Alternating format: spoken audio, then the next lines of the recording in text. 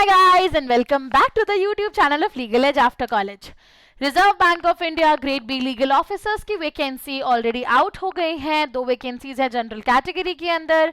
अब ऐसे में एग्जाम जब इतना पास है, क्या पूरा सिलेबस उठा के पढ़ा जाता है? बिल्कुल भी नहीं.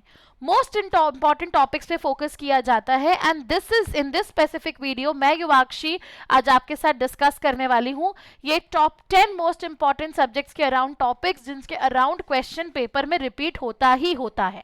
तो यदि आप इन टॉपिक्स पे भी अपना प्रिपरेशन स्ट्रैटेजी कंप्लीट कर लेते हो तो ये भी चलेगा, ये भी आपके लिए डेफिनेटली वर्क करेगा.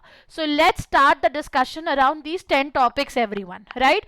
उसके पहले जाके ये वीडियो हर रोज एस्पिरेंट के साथ शेयर कर दो जो आरबीआई ग्रेड बी का फॉर्म भरने वाला है और जो क्लूलेस है अबाउट द सिलेबस, क्योंकि ये स्पेसिफिक लिस्ट ऑफ टॉपिक्स आपके लिए बनाई गई है specifically after analysing all the previous year papers on the examination everyone. So let's start. सबसे पहले बहुत इंपॉर्टेंट कॉन्स्टी, ठीक है. अब ऐसा नहीं है कि आपको पूरा कॉन्स्टी उठा के पढ़ने की जरूरत है. मेजरली कॉन्स्टी के की फीचर्स हो गए, फंडामेंटल राइट्स अच्छे से कवर कर लेना, उसके अराउंड बहुत सारे क्वेश्चंस बनते हैं. Principle of separation of power हो गया, ठीक है. Judiciary, federal structure, executive legislature से बहुत ज्यादा क्वेश्चंस पेपर में नहीं देखे गए हैं. मेजॉरिटी ऑफ द क्वेश्चंस यदि मैं बोलूं कॉन्स्टी से जो आते हैं वो फंडामेंटल राइट्स और ड्यूटीज के अराउंड आते हैं. एंड वी हैव सीन कि जुडिशरी और ट्रिब्यूनल वाले पार्ट से भी सीधे सीधे क्वेश्चंस आरबीआई पेपर के ऑफिसर में बने, लीगल ऑफिसर के पेपर में बने हैं. तो आप इतने टॉपिक्स भी कॉन्स्टी से कवर कर लेंगे तो that is more than sufficient for you, ठीक है. देन एडमिनिस्ट्रेटिव लॉ, बहुत अच्छी बात है कि ये सब्जेक्ट बहुत ही छोटा सा सब्जेक्ट है और अनकोडिफाइड है, तो सिर्फ प्रिंसिपल्स कवर किए केस लॉस के साथ में तो चल जाएगा. केस लॉस के अराउंड भी बहुत ज्यादा क्वेश्चंस नहीं आते हैं. मेजर जो क्वेश्चंस आते हैं वो फंडामेंटल ऑफ दी सब्जेक्ट्स पे आते हैं. तो you just have to focus on principles of administrative law, the concept of delegated legislation, ठीक है. एंड फिर नेचुरल जस्टिस के तीनों प्रिंसिपल्स, उनके लैंडमार्क जजमेंट जैसे आपका मनेका गांधी का केस हो गया एक्सेट्रा, ठीक है. The principle of judicial review, I would say judicial review and remedies, this is something which is important क्योंकि ये आपका कॉन्स्टी में भी कवर हो जाता है रेट जूरिसडिक्शन वाले फॉर्मेट में और इससे काफी सारे क्वेश्चंस कंसिस्टेंटली पेपर में देखे गए हैं. एक और चीज जो मैं आपको यहाँ पे हाईलाइट करना चाहती हूँ, आरबीआई एक्ट तो मतलब नॉन नेगोशिएबल है. ये जो मैं आज लिस्ट कवर कर रही हूँ, ऑल्दो मैं ये मेजर माइनर लॉ सब्जेक्ट्स की आपके साथ लिस्ट कवर कर रही हूँ, लेकिन ये मत भूलना कि आरबीआई एक्ट के बेसिक्स को डिटेल में कवर करना ही है. ये नॉन नेगोशिएबल है. This is an addition to these 10 most important topics everyone, ठीक है. आरबीआई एक्ट को डिटेल में करना ही पड़ेगा, थोड़ा बहुत बैंकिंग लॉस को हमें डिटेल में करना ही पड़ेगा, राइट. उसके बाद next is everybody principles of statutory interpretation. Yes, this is the area जहां से काफी सारे क्वेश्चंस आरबीआई के एग्जाम में बनते हैं. तो पर्पसेस क्या होता है, लिटरल क्या होता है, मिसचीफ रूल क्या होता है, क्या प्रिंसिपल्स होते हैं, बेसिक जो आपके 10 to 12 प्रिंसिपल्स हैं उतने भी कवर कर लोगे इसमें तो बहुत ही सफिशिएंट है, मोर देन सफिशिएंट है एग्जाम के लिए, ठीक है. तो try to cover these important principles everyone. Then questions do come from contract act also, essentials हो गए, डिस्चार्ज वाला कॉन्सेप्ट हो गया, ब्रीच और रेमेडी हो गया, ठीक है. पीछे जो स्पेसिफिक कॉन्ट्रैक्ट्स वाला पार्ट है, if you want you can skip that, ठीक है. उससे कोई ऐसा कोई खास क्वेश्चन बनता नहीं है और वो पोर्शन बहुत बड़ा चंक है एग्जामिनेशन का, तो आप चाहे तो आप उसको टेक्निकली स्किप कर सकते हो, ठीक है. You can skip that particular thing your. Then everybody negotiable instruments act, this is another important concept. और डिसऑनर और पेनल्टीज वाले एरिया से तो सवाल बनते ही बनते हैं. तो 138 से लेके 142 145 तक के जो प्रोविजंस है वो एग्जाम के लिए डिमांड मतलब बहुत ज़्यादा इंपॉर्टेंट है और उनको कवर करना बहुत ज़रूरी है अच्छे से. उसके अलावा बस चेक, बिल और प्रॉमिसरी नोट की डेफिनेशंस देख लो, concept of holder and due cares देख लो, बाकी सब कुछ ठीक है. मतलब इनिशियल 10 to 15 सेक्शंस और फिर पीछे डिसऑनर वाले सेक्शंस कर लोगे तो ये मोर देन सफिशिएंट है. बीच के पार्ट से कोई एसएच क्वेश्चन एग्जाम में नहीं बनता है, right. Then transfer of property act everyone 1882, ठीक है. इसमें बेसिक कॉन्सेप्ट्स पूरे देखने पड़ेंगे. सेल क्या होता है, मॉर्गेज क्या होता है, टाइप्स क्या है मॉर्गेज के, लीज क्या है, राइट्स एंड लाइबिलिटीज क्या है. गिफ्ट वाले पार्ट से कोई खास क्वेश्चन नहीं बनता है, सिर्फ इतना भी कवर कर लोगे. ये तीनों कॉन्सेप्ट्स को भी डिटेल में कवर किया, इनसे कनेक्टेड टाइप्स हो गए, इनसे कनेक्टेड राइट्स हो गए, लाइबिलिटीज हो गए, तो मोर देन सफिशिएंट है for transfer of property act also, ठीक है.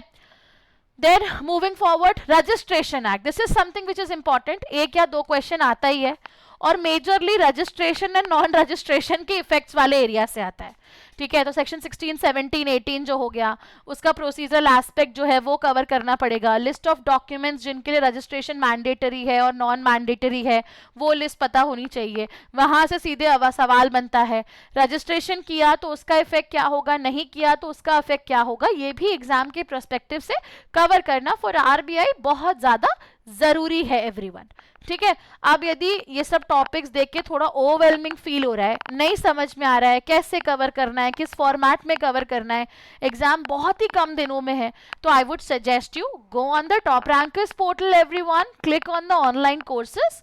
लॉ पीजी के सेगमेंट में जैसे ही जाओगे, ठीक है, तुम्हें यहाँ पे हमारा आरबीआई लॉ का सेल्फ पेस बैच दिख जाएगा, ठीक है। तो एक तो हमारा कॉम्प्रिहेंसिव बैच जो है वो तो है ही, आप हमें लाइव ज्वाइन कर ही सकते हो यदि आप नेक्स्ट एग्जाम्स एम कर रहे हो तो, ठीक है। उसके अलावा हमारे पास सेल्फ पेस बैचेस भी हैं for you everybody in the segment of the RBI वाला कॉन्सेप्ट, तो आप हमारे सेल्फ पेस जाके बैच को भी चेक कर सकते हो एंड यहाँ पे सब चीजें आपके लिए अंडर वन रूफ अवेलेबल है, so you can start preparing for the same as soon as possible everybody, right. So it's very important कि आप इन सब चीज़ों को बहुत ही अच्छे से सही फॉर्मेट में कवर करो और सही तरीके से कवर करो, ठीक है। बाकी we already have a self pace batch also on RBI, ठीक है, RBI law officer self pace batch you can see and the course is very affordable everyone, ठीक है। इसमें आपको सारी वीडियोस मिल जाएंगी, सारे टेस्ट मिल जाएंगे, सब्जेक्ट मटेरियल मिल जाएगा अंडर वन लूप, सारी वीडियोस आपके लिए अवेलेबल है ऑन द पोर्टल, सारे लॉ सब्जेक्ट्स की, इंग्लिश सब्जेक्ट की पूरी वीडियोस आपके पास अवेलेबल है, ऐसे writing, precis writing, everything under one roof, right. तो go right now, start preparing for the exam, जितने अच्छे से जितनी जल्दी प्रिपरेशन स्टार्ट कर दोगे उतना फर्स्ट मूवर एडवांटेज तुमको यहाँ पर मिल जाएगा, right. So go right now, check out the portal everyone, and yes, if you want to avail maximum discounts around our courses, do call us on 6363286363. Then coming back to the list of most important topics everyone, CPC is another subject which is important. उसमें civil code का jurisdiction वाला part हुआ, stages of suit वाला part हुआ, ठीक है, interim orders वाला part हुआ, appeals and execution वाला पार्ट हुआ, this is also important from the perspective of examination, तो ये भी हमें definitely cover करना चाहिए in detail. देन एविडेंस पे थोड़े बहुत क्वेश्चंस आते हैं, क्रिमिनल लॉ से ज़्यादा क्वेश्चंस नहीं आते, बट जो थोड़े बहुत क्वेश्चंस आते हैं वो प्राइमरीली एविडेंस लॉ से आ रहे हैं। तो भारतीय साक्ष्य अधिनियम is what is important for you, which you should definitely cover in detail. उसमें प्राइमरी सेकेंडरी एविडेंस हो गया, इलेक्ट्रॉनिक एविडेंस हो गया, ठीक है, burden and standard of proof वाला थ्योरी हुआ, रेलेवेंस एंड एडमिसिबिलिटी हुआ, इसके अराउंड डायरेक्टली एग्जाम में एमसीक्यूज बनते हैं। देन लीगल ड्राफ्टिंग और इंटरप्रिटेशन स्किल्स पे, लीगल नोटिस कैसे ड्राफ्ट करते हैं, ओपिनियंस कैसे फ्रेम करते हैं, रिटन स्टेटमेंट्स, आप कुछ नहीं कर सकते हो, आपको इसका फॉर्मेट कहीं से मिल जाता है अच्छी जगह से, तो you can call it. Plus इसकी क्लासेस हमारे सेल्फ पेस बैचेस पर भी अवेलेबल हैं, so you can check it out from there also, ठीक है। एंड फिर आप कुछ न्यूआंसेस और कुछ क्वेश्चंस लेके प्रैक्टिस कर सकते हो, तो आपको बहुत ही ज़्यादा स्कोरिंग हो जाएगा ये पॉइंट, ठीक है। Then the last most important subject would be actually banking laws, ठीक है। बैंकिंग लॉज पे भी हमारा जो फोकस है वो होना चाहिए, मतलब RBI and banking laws is something which is non negotiable in your preparation journey for RBI everyone. So go right away, now you know on what topics you have to focus, ठीक है। इनकी एक list बनाओ, एक proper schedule बनाओ अपनी preparation journey के लिए। समय बहुत कम है, ठीक है, आई अंडरस्टैंड दैट, लेकिन बहुत ही अच्छी अपॉर्चुनिटी है, because of that 2 year experience थोड़ा सा क्राउड भी छट जाता है, फ्रेशर्स नहीं एलिजिबल है फॉर द एग्जामिनेशन, तो it's very very very important everybody कि हमारा जो फोकस है वो इस तरीके से होना चाहिए कि हम अगले कुछ दिनों में जितना एग्जाम में टाइम बचा है हम इन सारे टॉपिक्स को रेगुलर बेसिस पे कवर करें, सही रिसोर्स को हमें चेकआउट करना है, जितने ज़्यादा मॉक टेस्ट हम देंगे उतना अच्छा हमारे लिए है। And definitely go and check out the top rankers portal for the course availability everyone. Mock test experts के थ्रू बनाए हुए हैं, कंटेंट पूरा वन रूफ में अवेलेबल है, टेंशन लेने की जरूरत नहीं है, एनरोल करते ही उसके नेक्स्ट मूवमेंट ही पढ़ना स्टार्ट कर सकते हो, राइट।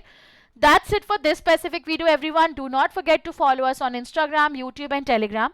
चैनल अभी तक सब्सक्राइब नहीं किया है तो जाके सब्सक्राइब कर देना. वीडियो अच्छी लगे तो लाइक करना मत भूलना और सारे एस्पिरेंट्स के साथ शेयर कर देना जो भी RBI ग्रेड बी एग्जामिनेशन या गवर्नमेंट लॉ ऑफिसर एग्जामिनेशंस की तैयारी कर रहे हैं.